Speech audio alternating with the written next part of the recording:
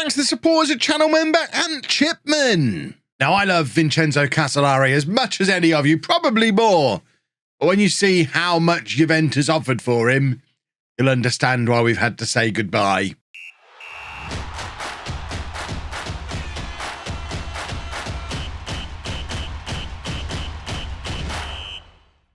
Hello and welcome to Club 2, part 49 of Non-League to Legend. I'm Kevin. Coming up on today's episode, we have the small task of Barcelona in the Champions League knockout rounds, plus Liverpool in the Premier League. We are top of the Premier League again after a nice-ish little run. I mean, I guess it's nice enough. We did have the one defeat in the EFL Cup semi-final against Arsenal. But that side, we are unbeaten since the last episode. There's been a few draws in there, but Manchester City have had a worse time of it than we have, and we find ourselves 1 point ahead of them, albeit with them having a game in hand over us. So job is far from done. As you can see, there's a big gap behind the two of us to Chelsea and Arsenal. So it's very much a two-horse race again that we are part of. But we're less worried about that than we are about this Champions League situation. I announced yesterday that this is going to be my final season at Norwich, and I'm still pretty sure it is. I'm a little bit worried that I'm just checking on Dortmund again. Yeah, see, he's not getting sacked anytime soon. I think the Dortmund plan goes on the back burner. I don't see us getting past Barcelona. Let's just check that Barcelona are as scary as they usually are. They're still pretty scary.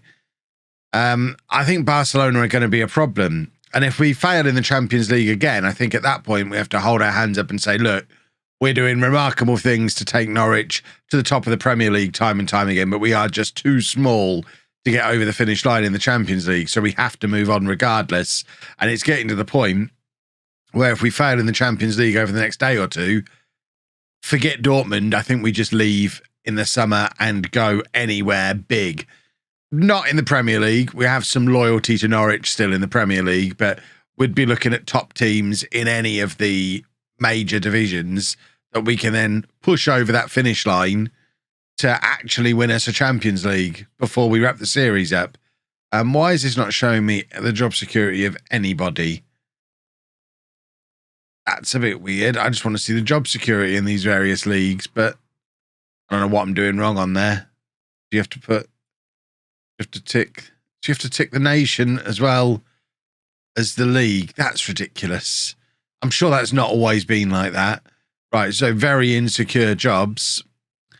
See, there's not, I mean, Atletico, but then that's stable. There's not really many jobs that are even insecure.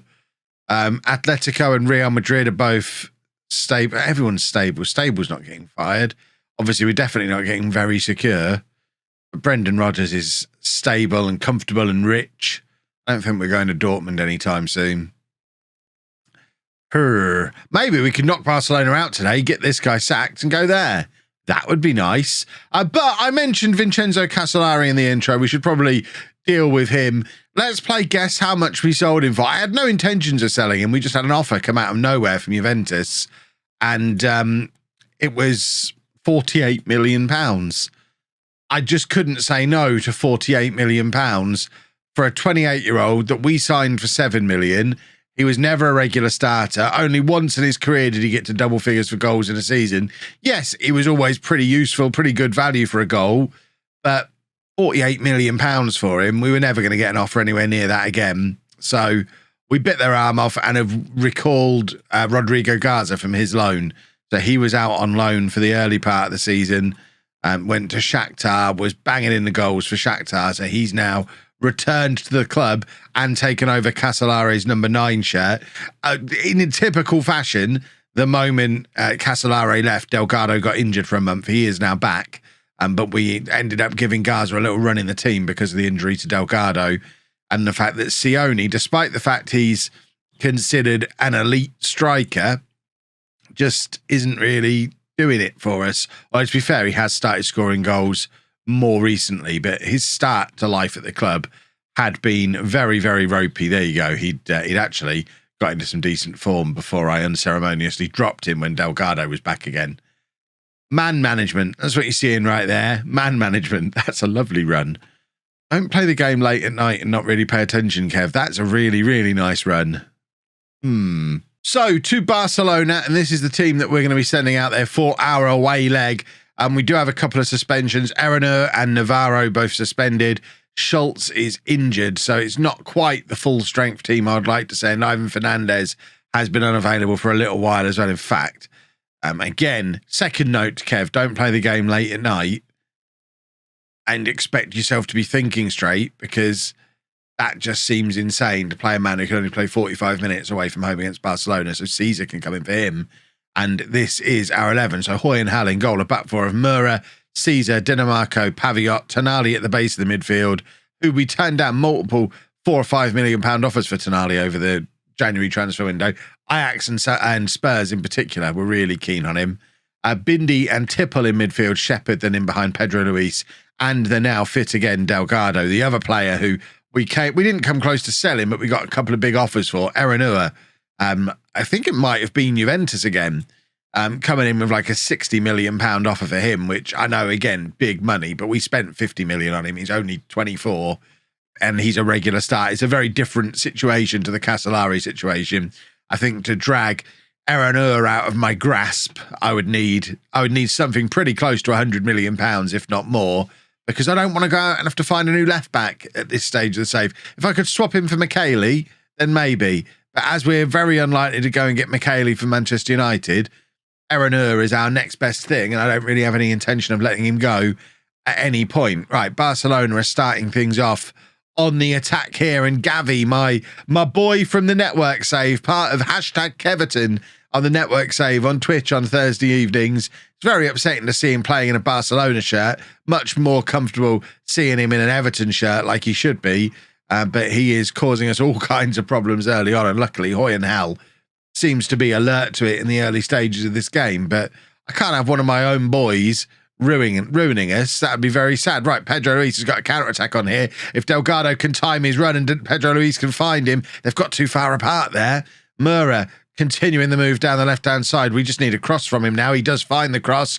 Shepherd stepped back off the ball to try and get a shot away. Couldn't quite do it. And it's an excellent effort from Bindi that's saved by the Barcelona goalkeeper. We've got a corner, and this is our first proper attack of the match. Delgado with the in-swinger. Shepherd is there, but can't get full contact on it, and it falls to Bindi, who's going to try and get the ball back into the area, but unfortunately loses out to the Barcelona defender. But Shepherd's won it back again and then lost it again. This is some high-tempo, intense stuff early on. Great covering work there from Pedro Luis. It's back with him again. Tipple loses the ball. Everyone's tackling everyone here. I have no idea whose highlight this even is. Mura now with the crunching tackle on Ansu Fati. And now we lump the ball forward. What a weird highlight. Is there even going to be a shot as part of it? And if there is, who's it going to be? Because it's just tackle after tackle. This is just demonstrating how much it means to both teams. It's Barcelona coming down the right-hand side. Dinamarco is there sort of covering, and the Barcelona player with his header goes over. That was actually what the highlight was for, apparently. That fairly tame header over the bar. I'm glad we got to see all the build-up, because it was quite... Oh, my word, what a terrible free kick. It falls to Delgado, who, by the way... I mean, it seems the wrong time to tell you. Delgado won the Ballon d'Or, and then that's what he's just done against Barcelona in the Champions League. But he is Ballon d'Or winner, Delgado. The first new gen of the save to win the Ballon d'Or. Pedro Luis with the free kick, and it's just skimming the top of the crossbar. I mean, yeah, that's how good Delgado is. So I suspect... Not only am I thinking in terms of moving on from Norwich to give myself a chance at winning the Champions League, I wouldn't be at all surprised if Delgado is thinking along similar lines. He should be playing for one of the best teams in the world. Shepherd is in, and it goes just wide. Shepherd has been very lively early on in this game. In fact, all of our players have been playing very, very well early on, and I think it's a little disappointing during this early spell of excellent attacking football. We've not been able to open the scoring, because I suspect we're not going to be controlling the game like this all the way through. Barcelona are too good to let us just be all over them all the time. Apologies if I sound like I've got a funny voice, stuffy nose situation going on, by the way. I think hay fever has struck early. Either that or I've got a cold. It better not be a cold. Pretty sure it's hay fever. I had to cut my stream short earlier this week as well because of it, and I'm definitely feeling it in the nose right now. I'm a little bit stuffy. So apologies if I sound funny. If anything, it's like Retro Kev from the start of Non-League to Legend this year, because I had a cold when FM first came out. So if you're new to the channel this year, you probably think this is how I normally sound. Most of you are thinking, Kev, you sound exactly the same as you normally do. I feel it. So it must be real. Right, Barcelona have got a free kick, and it's a bit of a weird one that they've taken on here. I'm not really sure what they're doing. Eric Garcia just basically faffing about. He's been there a while now, if that is him. And cross comes in, and they've got a striker called Mooney, a good old-fashioned Spanish name. Harry Mooney, in fact, that was Eric Garcia. And let's pause there and look at what we can do in terms of substitutions. Pedro Luis can come off for the informed Sione that we were talking about before. Mura is a tired little chap. So Fernandez can now come on and do his 45 minutes. He can do 20 minutes. It's better than starting him. Paskev was insane for thinking of starting him. And then we'll bring Janusek on in midfield for Bindi as well. And hopefully, let's offer a little bit of encouragement. I still think we deserve to be coming out of this leg with a win. We've done very well. That was a wild attempt at a challenge from Sione. Luckily, it was so poor that he didn't actually get as far as the player, so he's got away with it. But I think we do deserve something out of this game. You can't play this well and then not pick up the win. It's lovely work from Janusek, and Janusek is clear. Janusek! Whoa! I thought that was a world-class goal. That's got to be over the line. Janusek has come on like a man possessed. And, I mean, to me, that's a goal. It was certainly a thunderous effort from Janusek. Can we have a goal, please? We really, really deserve one. Caesar playing it forward, looking for Ballon d'Or Delgado, but can't find him. Barcelona just lumping the ball forward while we try and pass it around nicely. We're like Barcelona. Oh, Hoyenhal keeps it at 0-0 there. That'd be even worse than us not scoring, us conceding. I mean, that's the basic rules of football. But in the circumstances, we deserve something out of this game far more than they do. This would be that small club versus big club mentality thing again if Barcelona end up coming away with the win here, because we definitely have been the better team. All forward, looking for Delgado, but it's pretty aimless. And now with a couple of minutes left, it's Barcelona with the attacking throw. And once again, you see us in there with the crunching tackle, and Gavi is there to pull the strings for Barcelona. He is everywhere. And luckily his shot is high, and it wasn't wide, just high and high. And I think it's going to be a 0-0, which means we bring them back to Norfolk, knowing that we just need to beat them on the night to progress. We couldn't have got a much harder knockout round draw. I'm glad we didn't get absolutely battered. Right, now we take on Liverpool in the Premier League. Points are crucial in this title race. Hoyenhal, once again, what a hero. And this is exactly what I was talking about before. Delgado knows he's a Ballon d'Or winner. And it's not just the Ballon d'Or that he won. He won everything. I'll show you in a second. He literally won everything there is to win. So I'm just going to give him whatever he wants. Because, oh no! Right, let's ask him to sack his agent. That's what I get for trying to do it whilst chatting to you. I don't know if he sacked his agent there either. I hope we've not upset him. I'm happy to give him a new contract. If I've upset the best player in the world, that's a problem, especially with Juventus lurking. They already want to replace Casolare. But there you go, awards. So he won the Ballon d'Or, best FIFA men's player, the World Soccer Magazine World Player of the Year, and he was in the World 11 of the Year. So he is genuinely, by all accounts, the best player in the world. And I might have just upset him by not concentrating while I was doing a contract. Those buttons shouldn't... Let's play Liverpool and hope I've not ruined everything. Right, little bit of shuffling around for the Liverpool game. Tonali is suspended. Fernandez still only fit to play 45 minutes, so we'll leave him down on the bench. Erenur and Schultz return to the team after, I think, suspension and injury. They might have both been suspended. I can't remember. Janusek is going to start because he was brilliant when he came on in rotation and all of that. Schultz, yeah, there you go. Schultz was injured because he's not fully fit. We'll play him anyway, so we need to get some game time back into him. And we bring in Noll in to play alongside Dinamarco at the back, just really to keep him playing some football as well. Do a little bit of rotation, few changes, 5 changes in fact. Hopefully that's enough to keep the Champions League hangover at bay. But we know that's not a thing. But it is a thing because we need, hold on, what we actually need is to get the league table on here. It's so frustrating that post-update the league table disappears all the time. But we need to have context appearing on the screen, which we'll see once this highlight is complete. We've got an early attack. We started with a corner. It's now a Shepherd on the left-hand side all the way back to Navarro now. Shoots from range, and that's bounced off the top of the crossbar. That could have been a lovely way to start the game. So this is the situation we're in. Manchester City are playing tonight, but they're at home against Chelsea. So that is massive. Second versus third in there. This is an opportunity. If we can beat Liverpool while City drop points against Chelsea, we can negate the game in hand that Manchester City have got tonight. But in order to do that, we need to beat Liverpool in this game, as well as have Chelsea do us a little bit of a favour. But fingers crossed, Chelsea are up for a favour. I hear they're lovely down at Chelsea and would love to do us a little bit of a favour. So fingers crossed. What I don't want is a second match of the episode where we've played really well and not been able to score a goal, because we've got the Ballon d'Or winner up front. Don't know if I mentioned it, you know. And we've got the Ballon d'Or winner alongside one of Brazil's starting strikers. So you would think we should be all right for goals. What a pass that was. Janusek justifying his selection. I tell you what, he gets better and better as time goes on. It was an absolutely stunning pass. And Delgado is there with the finish. Pedro Luis playing it into Janusek. Just first time, just slots it through perfectly. Didn't even have to look up. Knew where Delgado was going to be.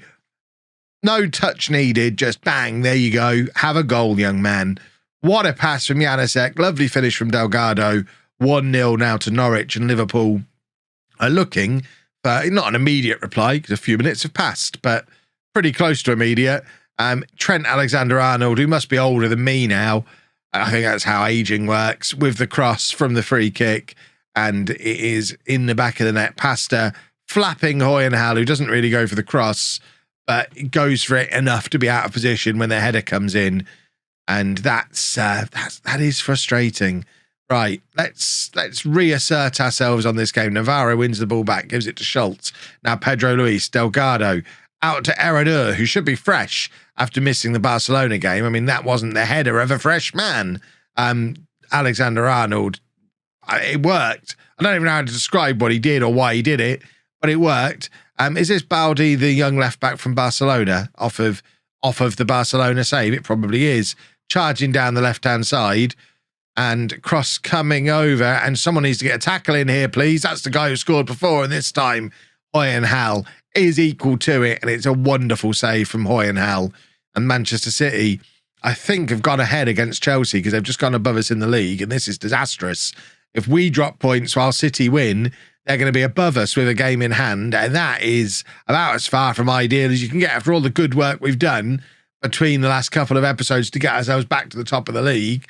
To have Manchester City go and spoil my fun again because we've suddenly lost our attacking oomph, that would be troubling. I tell you what, Shepherd's really good at doing that. Just getting in there and covering him. He feel good work in the air from Pedro Luis. He leaps like a salmon. Paviot, he's fouled there. Penalty referee. Just easy.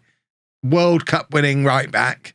That's a penalty. Ref's going over to his little telly. Shouldn't need it, really. I can tell from here, ref, that that's a penalty, and I'm nowhere near Norwich. I can see that's a penalty. You shouldn't need the little telly. You shouldn't need a second look. That was a World Cup winner who just got clattered inside the penalty area. Penalty referee. You're an idiot. Oh, you're an idiot.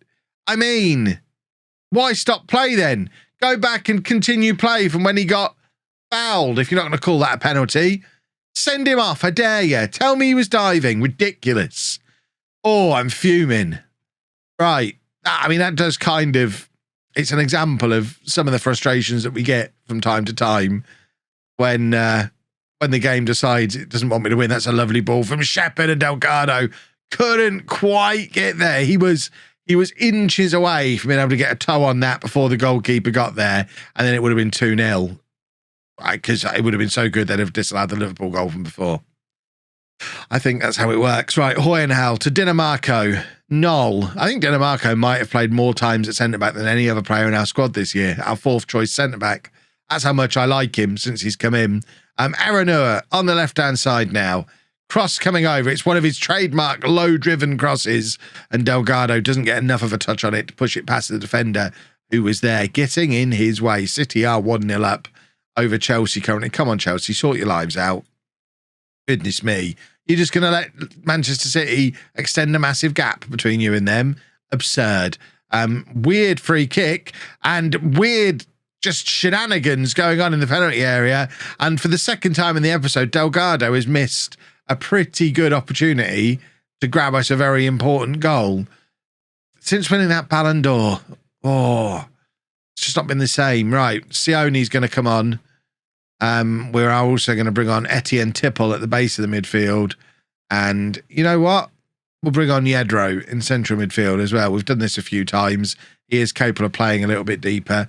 And I think in the circumstances, I know it's Liverpool, but things have changed now. This isn't current Liverpool and current Norwich. We should be beating Liverpool at home. We're going to go attacking. We're going to offer some encouragement here. And the ball's just going to bounce straight back off of Delgado, who stood at the near post. Dinamarco now, playing it out to Paviot. Get fouled again. This time they might give you the penalty. How is that a goal kick? He's kicked that into the Liverpool player and then it's gone out. I think this ref's got something against Paviot. I'm not very happy about it. Right, 10 minutes remaining. It's starting with us playing it out from the back with Noel, who finds Paviot. Paviot may as well not bother touching the ball because the ref doesn't let him do anything with it. And we'll just rule against him every time he does get the ball. Hoyenhal's got this covered. Proper sweeper keeper there. And now Dinamarco running the ball out of defence, looking for options ahead of him. He didn't have any, so he just gave it to Trent, which, I mean, it's an interesting technique. It didn't really pay off, did it? This is another one of those very, very strange highlights again. Tipple doing very good work there. And now Schultz this time plays the ball over the top to Delgado. And this time Delgado's not going to waste it. A 21st goal of the season for him. On the 80th minute, it's Norwich 2, Liverpool 1. Sergio Delgado, did I mention, best player in the world? That looked like a finish of a best player in the world. Tipple. See, I like Tipple in this little role in there. Just knew what he had to do.